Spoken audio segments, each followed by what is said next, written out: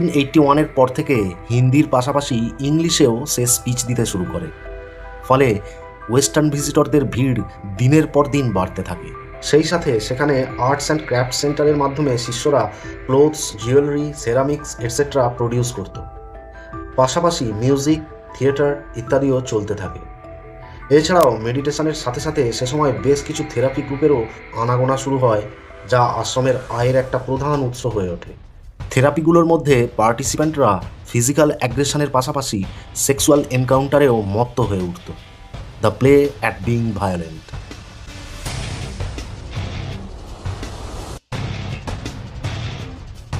সেখানে drugs, massive alcohol সহ ডিসাইপলদের মধ্যে অবাধ ও উগ্র যৌনতা ছিল দ্য বিগিনিং অফ এনলাইটমেন্ট। আর সেই এনলাইটমেন্টের পথে চিলড্রেন এবং প্রেগন্যান্ট মহিলারা ছিল প্রধান বাধা। তাই রজনীশের নির্দেশ অনুযায়ী পার্টিসিপেন্টরা তাদের বাচ্চাদেরকে হল রুমের বাইরে রেখে আসত। সেসব বাচ্চাদের উপরেও বেশ কিছু ফিজিক্যাল মলেস্টেশনের রিপোর্ট উঠে এসেছিল পরবর্তীকালে।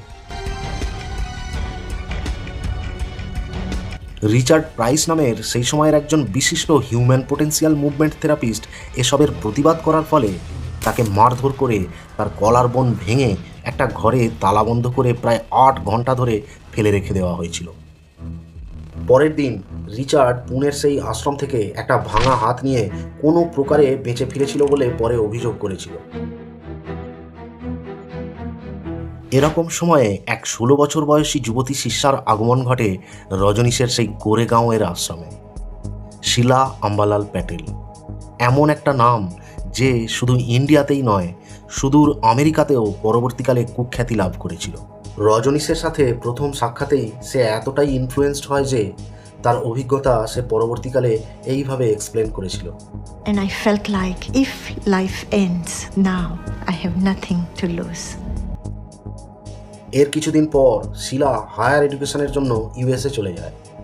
সেখানে মার্ক সিলভারম্যান নামের এক ব্যক্তিকে বিয়ে করে এবং পরে ইন্ডিয়ায় ফিরে এসে তারা দুজনেই রজনীশের মোস্ট ট্রাস্টেড ডিসাইপলে পরিণত হয়।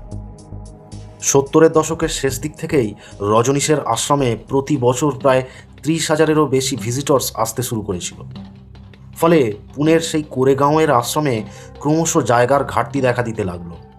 তাই রজনীশী সন্ন্যাসীরা ভারতের কয়েকটি জায়গায় নতুন আশ্রমের জন্য আরও বড় প্রপার্টির খোঁজ করছিল, তার মধ্যে গুজরাটের কচ্ছ এলাকায় এবং উত্তরের পার্বত্য অঞ্চলে।